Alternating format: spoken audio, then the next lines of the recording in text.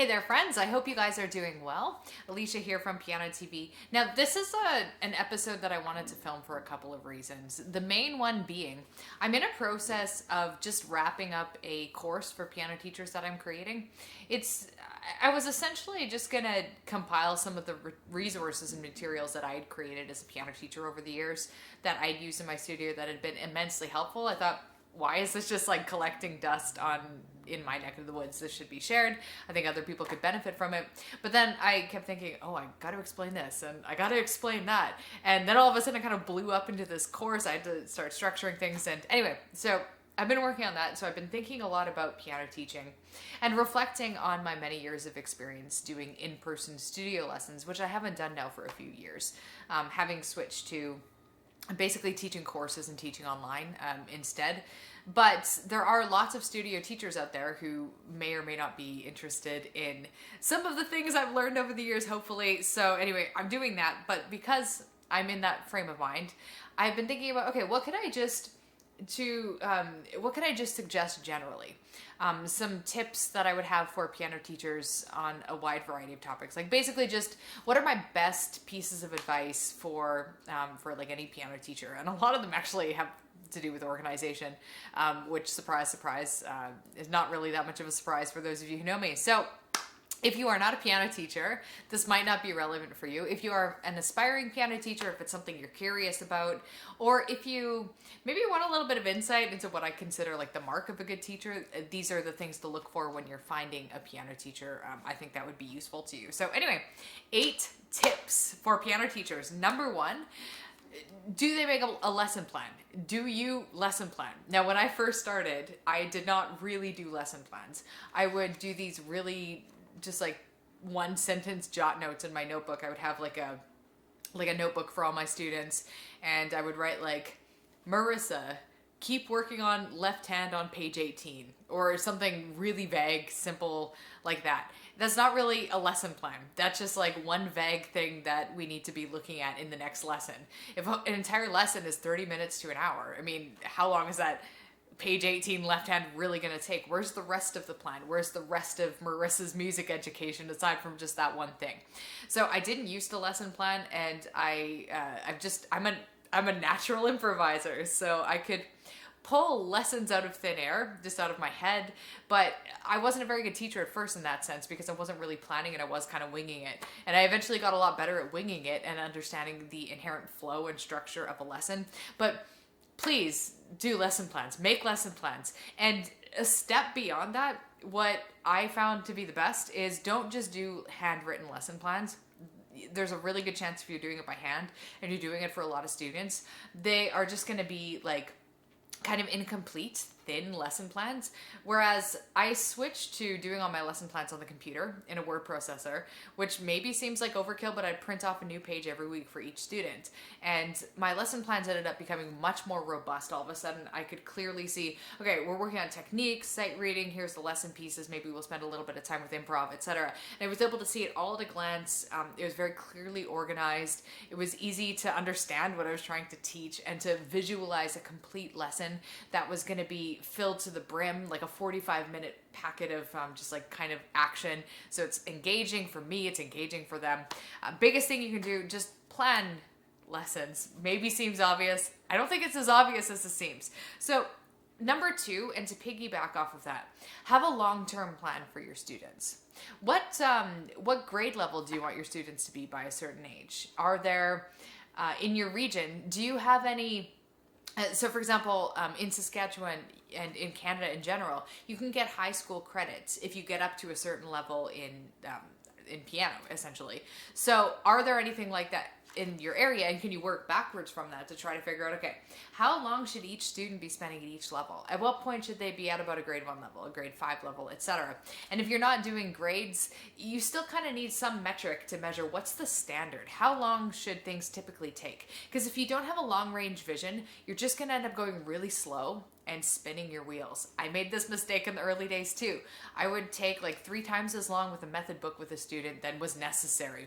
We stall in there, we get stuck in there, and then And then yeah, like basically they'd be 8 and we're still barely in prep A, when they would have probably been ready for grade 1 if I had just kind of kept pace and pushed them a little further. So having a long range plan, so say for example we're going to do 2 method books in 1 year, is a way to keep all of your lesson plans focused. So not only are you making these robust, interesting plans on a week by week basis, but you're also having a sense of where it's all going. And that's really important for the student too, especially adult students. I mean, it's useful for kids, but adults kind of have more cognizance of these things and get frustrated by the feeling of like, okay, I see we're doing lessons, but where are we going with this? Like, what's actually happening? And finally, in the kind of trio of my first 3 suggestions, number 3 is just be organized. Have a binder for every day of the week that you teach. Have an individual tab for each student. And believe me, all of these tips are, and probably everything I'm going to be saying in today's video is hard won from experience, where I've done the thing that I'm telling you not to do, where I have not been organized, where I have not done proper lesson plans. Just general organization, like having good internal organization in your computer for any files that you have digitally, having good organization with your paperwork, your books, like your accounting, it just simplifies everything, makes everything. And while you're at it, like go organize your kitchen cupboards or something, because all of that's going to make life better. So number 4, don't be a perfectionist teacher. And again, I used to be one of these, where I remember in the very early days of teaching, I got a complaint from a parent that their kid had gotten the same assignment 3 weeks in a row and hadn't worked on dynamics. And they finally wrote me a complaint saying, we don't have a responsive keyboard. He can't practice dynamics at home. So that was kind of a humbling moment for me as a teacher, because it made me realize I was getting obsessed with some really random detail that was not actually that important. Dynamics are important. Getting a keyboard with weighted keys, that's kind of useful too. But I think the point is I was keeping him stuck. We could have spent like 5 or 10 minutes just like really practicing dynamics in class till I felt like, hey, he understands the difference between playing loud and playing quiet. Now we can move on. But I had this sort of like this baked in sense of perfectionism, like, no, if it does not come to class fully formed and perfect, and if it is not like going to get like a mark of 95% or higher, then it must be done again. And this unnecessarily gets your students stuck, because then you only learn a small handful of pieces every year, and their progress feels frustratingly slow to both you and them. You're doing the same pieces week after week. You extract all the juice out of it, and then you keep going back to that piece week after week with this like bland, fibrous piece of music that neither of you actually cares about anymore. It's better to do a lot of material and learn most of them to like say 75% competency, with the occasional piece being learned really well, than to try to expect your student to be really, really good at every single thing. Like really, it's so not worth it to try to get every piece to 100%. It's like maybe a quarter of the pieces they learn at most. It's so much better for their growth and developments and just progression as a musician to just have this, just frequently try new things. So number 5, I used to always lesson plan. Well, I didn't used to always do that, but then I learned to change my mind on that. I used to lesson plan right after I taught lessons. So let's imagine it's like a Thursday evening, it's 9:30 p.m. I've just finished my night's worth of lessons. I would then sit down for an extra half an hour to an hour and then do my lesson plans for the next week, just because everything was fresh in my mind. Makes sense, right? But wait, it's actually not that good of an idea, because the time next Thursday rolled around, sure, I would have my lesson plans already made, but I would kind of forget them. And I would have to spend a decent amount of time looking through each student's plan to refresh my memory and just to remember, okay, what were we working on and what did I have in mind? And then I kind of have to spend this extra time getting it back in my head. What has worked way better for me is to lesson plan the day of the lesson. So say I teach Thursday. It's 9 o'clock, 9:30, I'm done teaching. I go home. I have a good time. It's the evening. Then next Thursday I come back and it's maybe like 2 p.m. or something like that. I do my lesson plans then, maybe a couple hours before I actually start teaching.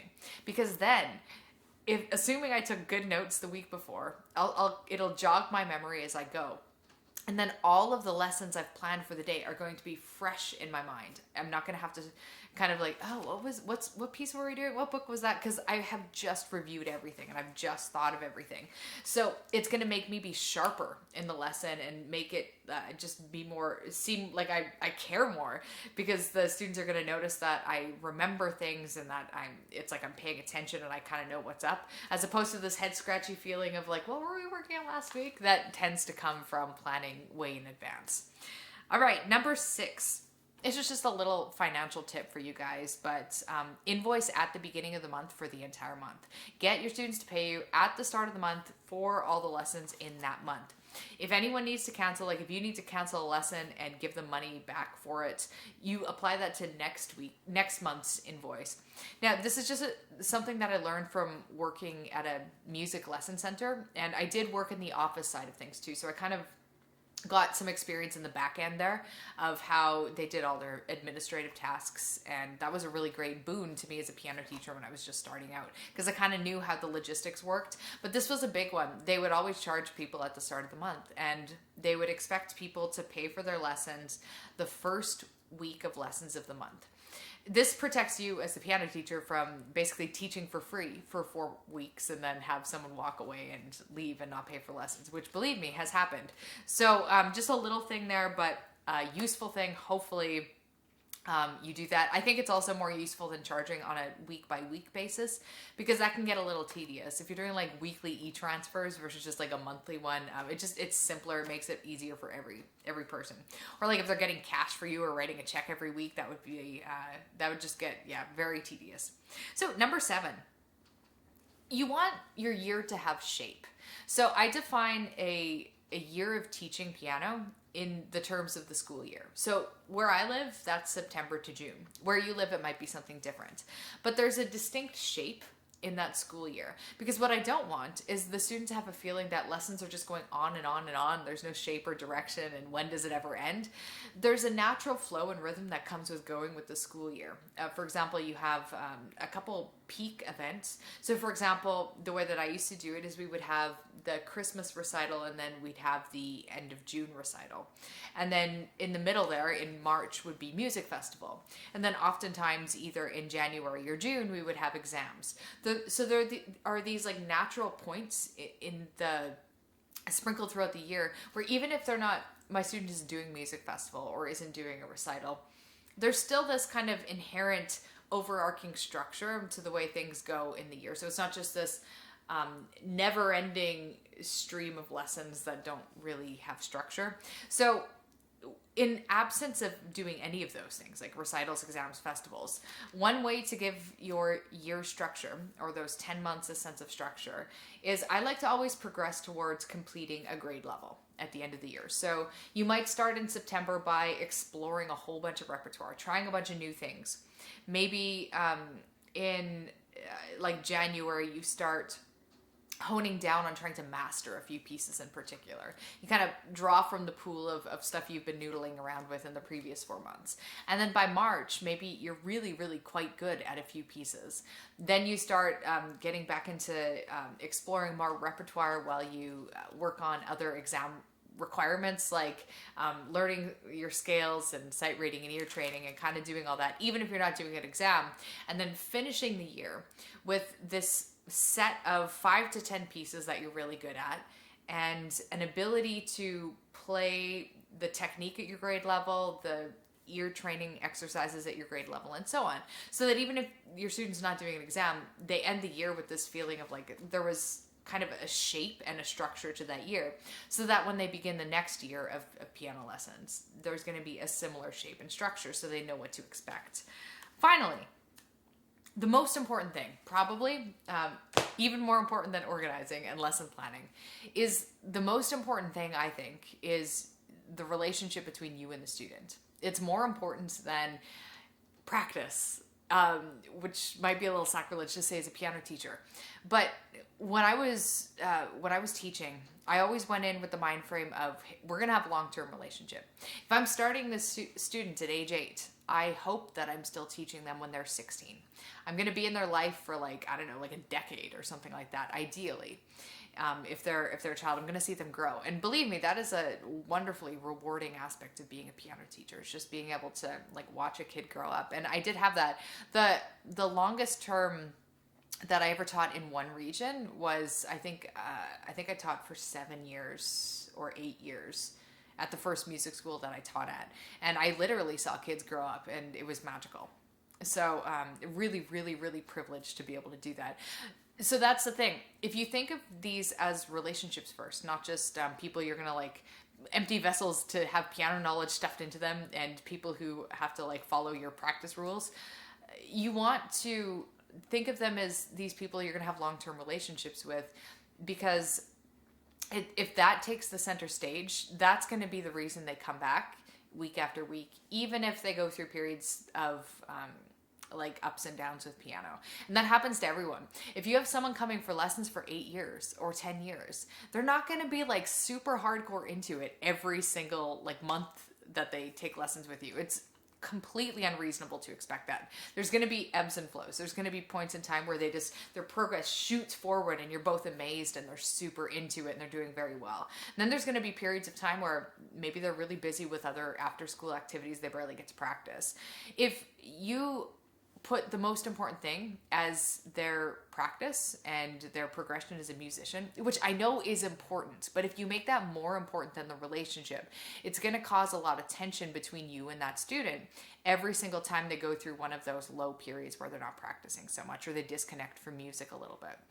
If you prioritize the relationship, then you'll be able to not just be like that harsh, strict teacher that makes them want to stop coming to piano lessons. You're going to be able to adapt the lessons in a way that's going to fit them at their life while still keeping them moving forward. So if I had a student who for 6 months just kind of like stopped practicing with any regularity, we would do some practice stuff in class. I would have them work on, even if they didn't learn like an entire piece in a week, they might learn like the first line of a piece. We might do that together in class. And then we might have improvisation sessions and just things that we could actually work on in class, and they could build those skills in class because they can't go home and improvise in the same way that they'd be able to improvise with me in a class. So that kind of ear development and training is really good to do together in person when you've had a week or a month where they're not really practicing, they're not really into it, because it keeps them interested and engaged in music without the kind of guilty, pressured feeling of like, I'm disappointing my teacher and I'm failing, and all those negative feelings that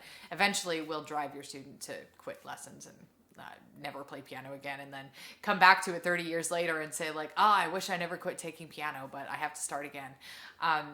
So the relationship first, it's even more important to prioritize that, because ideally these are people that you're going to know and love for many years. And that is, those are my 8 tips for piano teachers. I feel like I could talk about this for another few hours, but I've already been talking about this for a few weeks as I've been building this course. So anyway, more on that in a future video, but thank you so much for watching, and I'll catch you in the next one.